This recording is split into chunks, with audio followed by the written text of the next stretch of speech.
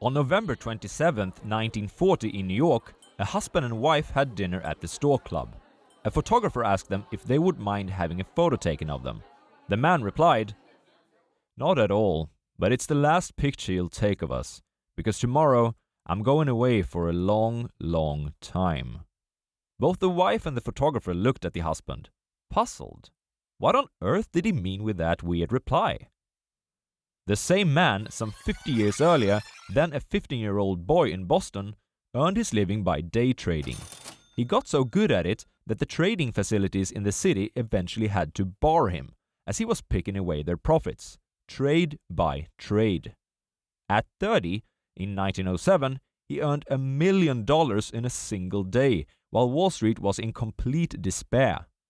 He was asked by none other than J.P. Morgan himself to stop selling the market short. And both between and after this, he went complete broke a couple of times. This is the rollercoaster life story of a true pioneer of stock market trading. He went by many names: the Boy Plunger, the Great Bear of Wall Street, the Lone Wolf of Wall Street. But if you knew him, he'd tell you, "Call me JL, Jesse Livermore." We will follow Livermore's journey from a century ago, starting out as a mere kid with a talent, who develops a trading system and eventually makes it into the big leagues. It's a story filled with joy and despair, accomplishments and mistakes, fortunes and bankruptcies, and quite a few wives and mistresses. Buckle up and accompany us on this grand tour. This is the Swedish Investor, bringing you the best tips and tools for reaching financial freedom through stock market investing. Chapter 1: Finding One's Passion.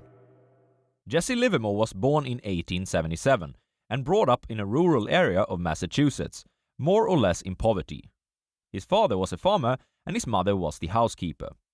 Already at the age of 5, Livermore read the financial pages in the newspaper, and in school, he proved to have a keen mind for mathematics, as he studied it 3 times faster than his peers. However, at age 14, Livermore's father wanted him to quit his education and help him out full-time on the farm. Livermore did quit his education, but he didn't help out at the farm either. He ran away from home. With his talent for arithmetic, he soon found himself with his first job as a board boy in Boston at a firm called Payne Weber. Here, he wrote down stock quotes on a blackboard for all customers to see. The job exposed him to what he cherished the most: numbers. From all the numbers and quotations, he started seeing patterns in the movements. It wasn't long until he developed a system that he thought would help him anticipate the price fluctuations. This is where he was introduced to the bucket shops, establishments where you could bet on stocks without actually owning them. You could do this with a thin margin. Here is where Livermore began his relationship with Mrs. Leverage, which sadly would be the only relationship he could sustain his whole life. At an age of 15, and with the support of his trading system scratched down in his notebook, he bet on Burlington. 2 days later, he cashed out, having earned just over $3 on a $5 trade. This is where it all began, and from here on out, he was hooked.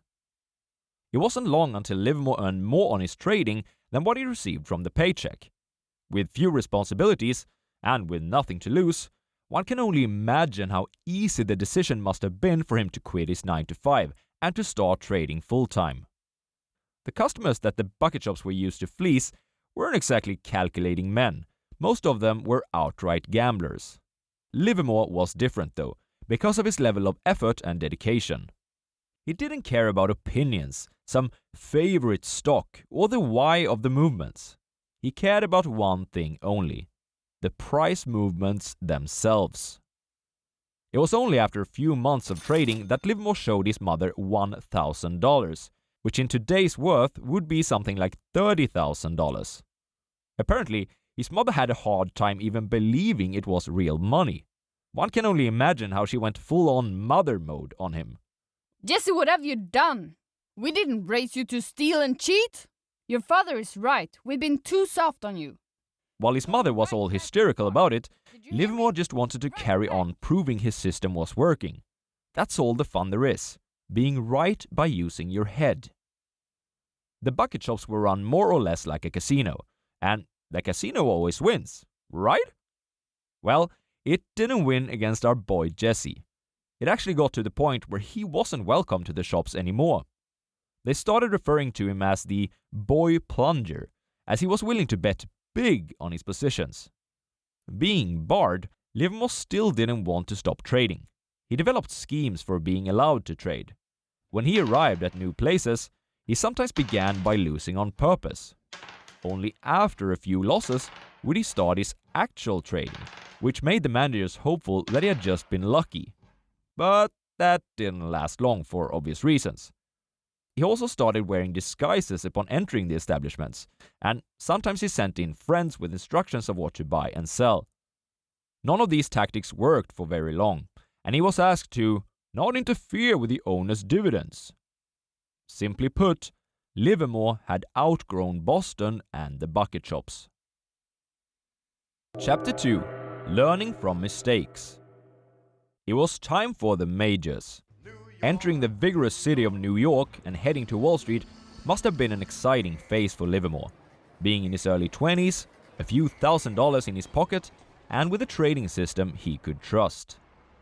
He arrived in the city in the morning, and before 1 o'clock the very same day, he had opened an account with a broker and started to trade. This would be like the bucket shops once again, but without any upper limit. However, something must have been up, because Livermore started to lose money. Around this time, Livermore met a young and pretty brunette named Nettie Jordan, and being the boy plunger, he married her after only a few weeks of dating. Even though he lost money trading in this first phase in New York, he continued playing the game. In order to keep speculating, he asked his newly wedded wife to pawn the collection of jewelry he had gotten for her. They separated shortly thereafter. Livermore didn't arrive at the root cause for his failed trading until he was totally wiped out. He wasn't mad. Livermore realized that getting mad at the market was like a gambler who was getting mad at a deck of cards. What difference would it make?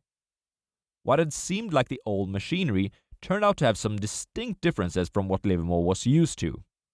For one thing, the tape that he was basing his trades on could sometimes lag up to an hour behind the real-time prices. His trades were executed much more slowly here than in the bucket shops, meaning that he sometimes wouldn't get the price he thought he would. Another one of Livermore's problems was that he tried to be active all the time. When he didn't get any signals from his system, he would get kind of bored and went in gambling instead. His third problem was that he loved to secure his profits, much like the rest of Wall Street at the time. Meanwhile, he often added to his losing positions to average down. Peter Lynch would have told him, "Selling your winners and holding your losers is like cutting the flowers and watering the weeds." Livermore borrowed some money from an acquaintance and went to a few bucket shops, where he knew his system worked. He went to St. Louis where he wasn't recognized, but word spread quickly, and he would soon find himself barred in this city too. However, he collected a decent bankroll and was ready for round 2 against Wall Street. He would get wiped out a second time in the 1901 stock market panic, but hey, the third time is the charm. Livermore had been on top of the Dunning-Kruger curve only to drop like a rock. After some initial success in an endeavor, people tend to overestimate their ability. Only after getting burned do we realize that we need to up our game. And Livermore was no different. However, he did learn from his mistakes. From now on, he would no longer be focusing on day trading, as that seemed too difficult outside the bucket shops. Instead, he would focus on larger, long-term movements as a swing trader. He would wait patiently by the sidelines whenever there were no favorable bets to do according to his system. And finally, he would cut his losses short and let his profits run. Instead of hoping that a falling stock will return, Livermore recognized, one must fear that the stock may fall even further. A position that moved against him, he took as an indication that he might be wrong in his analysis. Better to step out and analyze the situation again. "Markets are never wrong. Opinions often are," he would say.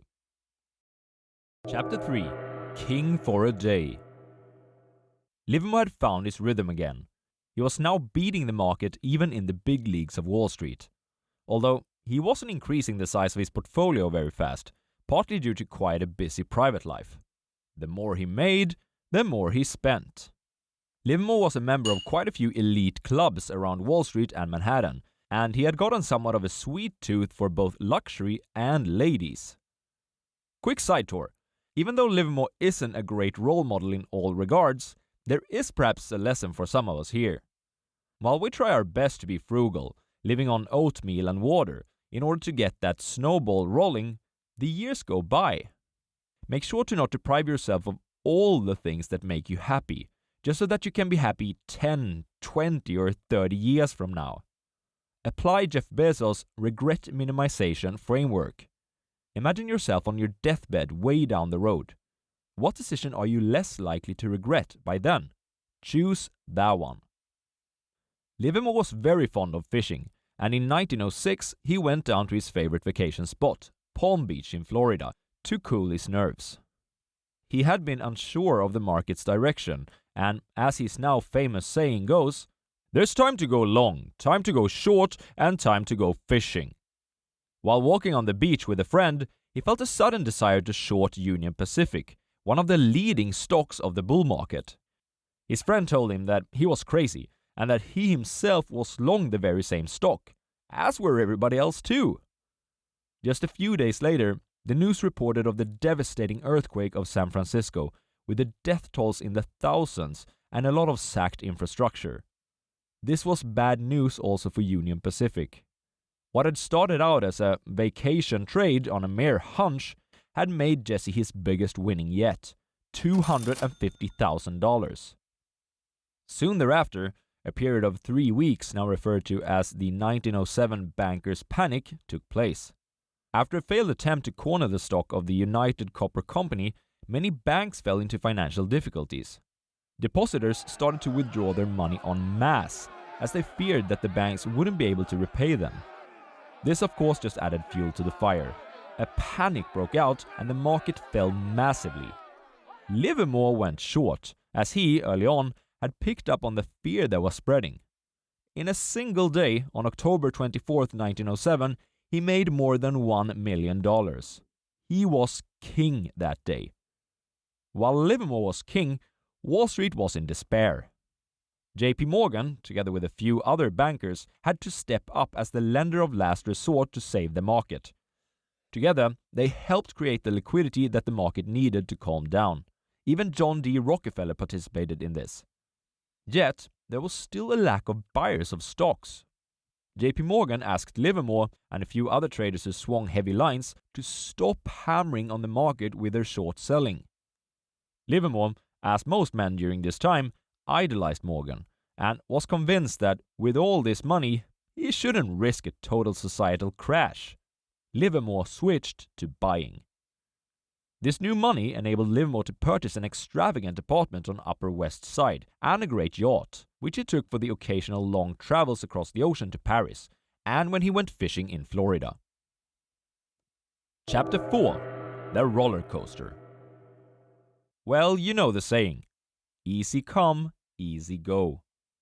Not that it necessarily had been very easy for Livermore to acquire his 1908 fortune of a few $1,000,000, it had required both an adequate analysis and the courage to take deep plunges, but it surely seems like the easy go part holds true. Livermore had gotten to know the experienced cotton investor Percy Thomas, who, along with Livermore, bought a lot of cotton. Livermore wasn't quite sure of the position, but hey, Thomas was the pro in this domain. This was Livermore's first mistake in the domino process of failures that once again would leave him broke. He was playing somebody else's game. But it didn't stop there. Instead of cutting the losses early on, Livermore did what he learned a few years back he never ought to do. He added to his bleeding position. Well, eventually cotton broke even further, and Livermore ended up losing more than 90% of his fortune. Some people who knew Percy Thomas had sympathy with Livermore. Ah, that bloody Thomas, he's so convincing. He could sell ice cubes to Eskimos. Livermore was now convinced more than ever that he had to stick to his own decisions only. He had to be the lone wolf of Wall Street. After this incident, he developed a rule that went something like this. If you know something about the markets, something really, really important, please keep it to yourself. Having lost all that money, Livermore wanted it back. Quickly. I guess most of us can relate to the feeling of, I had it, I earned it, now I want it back. But Livermore was an emotional wreck at this point. He started to show signs of depression. It might have been the first time he was feeling these dark thoughts, but it would certainly not be the last, as you soon shall see. Combined with the imaginary hurry he was in, this led him to quite a few outright gambles, instead of well-calculated trades and sticking to his system. All this ended in personal bankruptcy by 1915, with over $1 million in debt. Livermore didn't know it at that time, of course, but Warren Buffett would say, why do people, very bright people, risk losing something that's very important to them to gain something that's totally unimportant? The added money has no utility whatsoever. The gain-loss ratio in any real sense is just incredible. You only have to get rich once. When Livermore did some introspection later, he realized that it was the success that got to him, his ego. When he made $1 million in a single day and the great JP Morgan asked him for a personal favor, he was king. Now, he had fallen like a burning star. But still being a star, Livermore had earned quite the reputation during the 2007 crash. He was able to borrow some money to get back on his feet. This time he waited a full 6 weeks before doing any trade at all. He had to be right. And in 1915, when he bought Bethlehem Steel with his trademark amount of leverage, he was. Steel prices were rising because of the increased demand from World War I, and Livermore was back in black. A couple of years later, in 1917, he paid off his creditors and went on and accumulated his largest fortune as of yet. Quite a lot of money, but nothing compared to what was about to come. Chapter 5. The $100 Million Man. By 1918, US President Woodrow Wilson was engaged in peace talks regarding World War I. Livermore was sure that a positive outcome would lead to higher demand in cotton and higher prices as a result. So he did the only thing sensible. He tried to corner the cotton market. As he was succeeding in getting control, President Wilson called Livermore to the White House.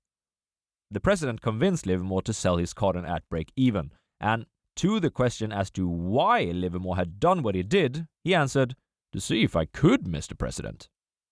Also in 1918, Livermore married a beautiful dance girl of the Ziegfeld Follies. Her name was Dorothy Went, and she was 18 and he was 41.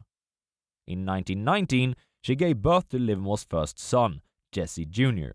The family moved in together in an awesomely expensive house in Kings Point on Long Island. The house had 29 rooms and 12 bathrooms, and probably looked something similar to this one. This happens to be the area that was Fitzgerald's inspiration for The Great Gatsby. Livermore gave Dorothy a blank check for her to spend whatever amount she deemed necessary to furnish the place. Every morning, Livermore boarded his 300-foot yacht that was anchored by his shoreline as the captain set sail for Manhattan and Wall Street. Quite some way to commute, eh? Dorothy was a lively spirit, kind of the opposite of Livermore. She hosted many parties in their new luxurious home, and Livermore got to know many powerful businessmen and many beautiful women. Too bad for Dorothy, Livermore had a great passion for beautiful women, and this would lead to trouble down the line. But first, the greatest success of Livermore's financial life. In the 1920s, a new crop of suckers had arrived at the stock market scene. A set of people who had never experienced, for example, the bankers' panic of 1907. Therefore, they thought that the market could only move in 3 directions: up, up, and up. Connor, the cab driver, said that, "When I extrapolate my last 4 months' return of 28%, I should only have to work for another 3 or 4 years." The fictive Connor didn't care much that stocks were now selling at 30, 40, 50, or even 60 times their annual earnings. and these were the companies that used to sell for 10 times earnings. Livermore had now moved into a fancy office on 735th Avenue, the Heckscher building. He had 6 board boys whom he employed personally that wrote down quotes for him, and he had over 50 brokers, so no one could tell what his trades were. Correctly, Livermore figured that the current excesses would come crashing down. So, in 1929, he began his shorting. He made a list of the leading securities that he thought were in for trouble and began sending out his probes. These were smaller positions to test the market, to test the validity of his ideas before really committing. He lost $250,000 quickly. Then he sent out another round of probes and lost again. But the third time, he hit the jackpot. In the days leading up to Black Tuesday in October 1929, Livermore and his staff were sleeping in the office because of the high activity. The plunge was massive and sparked the beginning of the Great Depression and the worst period in stock market history. Havoc and panic spread, and there were rumors of ruined investors taking their own lives and traders who lost everything. Connor the cab driver's savings had evaporated, and instead of retiring in 3 years, he was now happy to receive any customers at all, as that meant not starving on the street. When Livermore came home that evening, Dorothy was in panic. She had started packing their belongings, believing they too had lost everything. She had gotten used to the extravagant lifestyle and didn't look forward to ordinary life. Maybe the conversation went something like this. I'm so sorry, love. I've heard what happened today. Oh, it's terrible. Rita's husband jumped out. He jumped out a window. Me and the boys have been packing our stuff all day. What should we do now? JL, what shall we do? Packing? Darling, I shorted the markets. We're one of the richest families in America. $100 million. Here's where I personally hoped that the story would end, but unfortunately it doesn't. Livermore was about to explore the lowest lows on the roller coaster that was his life. Chapter 6. Endgame. Imagine being in Livermore's golden shoes. Being ultra rich, doing what you love, having a young and attractive wife, taking your yacht to work, being respected by peers, etc. Considering that the richest person of that decade, John D. Rockefeller, was sitting at around $1 billion, Livermore must have been one of the richest persons in America. Kind of a perfect setup for happiness, right? As it turns out, all was not well. Livermore was having affairs, some of them with Dorothy's former colleague dancers of the Ziegfeld Follies. Dorothy was drinking heavily as a result. She even had an affair of her own as sort of a revenge. The whole thing came crashing down when in 1932, Dorothy had finally had enough, and she filed for divorce. Allegedly, she instantly remarried and would sometimes brag that she was single for no more than 20 minutes. In Livermore's mind, dark clouds were always lurking on the horizon, but after losing the lively Dorothy, these clouds completely encapsulated him. All was not well with their 2 boys either. Dorothy gained custody after the divorce, but the boys had been to so many boarding schools and summer camps that it had affected their relationship to their parents, who were rarely there for them. Jesse Jr., the oldest, was a drinking playboy already by the age of 14. On Thanksgiving Day 1935, he and his mother had an argument. She said something about rather seeing him dead than turn into an alcoholic. Jesse Jr. decided to challenge this statement by putting a gun in her hand, not believing she could do it. The gun went off. It seemed to be somewhat of an accident, as Dorothy received no legal punishment for the incident. However, Jesse Jr. was hurt badly, and Livermore himself sank deeper into depression when he realized what his life had led to. His ex-wife shot her own son? It was a Greek tragedy, and Livermore was the main character. The perfect storm was not over yet. Livermore would remarry with a woman named Harriet, but Harriet was not the perfect match that Dorothy had been. Allegedly, Harriet's previous husband had committed suicide. Livermore's boys moved in with the newlywed after Dorothy lost custody due to the shooting, and they really couldn't stand their new mom. They called her the bitch witch due to her mood and ways. She was very possessive. The final nail in the coffin was that Livermore's trading skills were deteriorating. Many blamed the Great Bear of Wall Street for the 1929 crash, and Livermore received multiple death threats. Perhaps it was a consequence of his now tragic personal life, but the attention wasn't there, the energy wasn't there, even the passion wasn't there anymore. It remains a mystery to this day what happened, but on March 5th, 1934, Livermore filed for bankruptcy for the second time. One could imagine him rising like a phoenix from the ashes once again, but this time he just wasn't up for the task. In 1939, in his early 60s, he gathered all his strength to put his trading knowledge down in a book. It was released in 1940 and called How to Trade in Stocks. This shows that Livermore cared about his fellow investors. In doing so, he has helped many traders to stand on the shoulders of giants, allowing them to see a little bit further. That he finally decided to immortalize his knowledge may have foreshadowed what was about to happen next. On November 27, 1940, in New York, Livermore and Harriet had dinner at the Store Club. A photographer asked them if they would mind having a photo taken of them. Livermore replied, "Not at all, but it's the last picture you'll take of us, because tomorrow I'm going away for a long, long time." Both Harriet and the photographer looked at Livermore, puzzled. What on earth did he mean with that weird reply? The next day, November 28th, Livermore went by himself to the Sherry Netherland Hotel.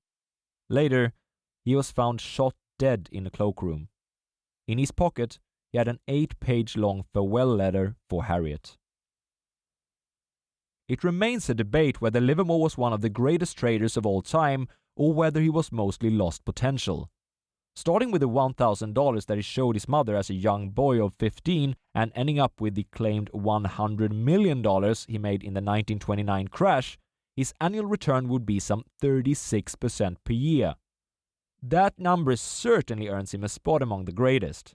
However, given that he then lost his fortune, I think it's a tough call. Livermore played around with tons of borrowed money, and this was both his blessing and curse. He probably wouldn't have reached stardom without it, but most likely he could have gotten really, really rich. More importantly, he would never have lost his fortune after making it the first time. Now, I know this channel isn't called The Swedish Trader, but I think that there is some general advice both for long-term value investors and traders in the story about Jesse Livermore. To me, it's a lesson about what true dedication and focus can do for you, about learning and improving your investing process after facing difficulties, about making a comeback, and a constant reminder that one must strike a balance between career and personal life to achieve true happiness. If you wish to learn about someone who made his fortune and never looked back, check out this video about how Tom made his first $1 million. Cheers, guys!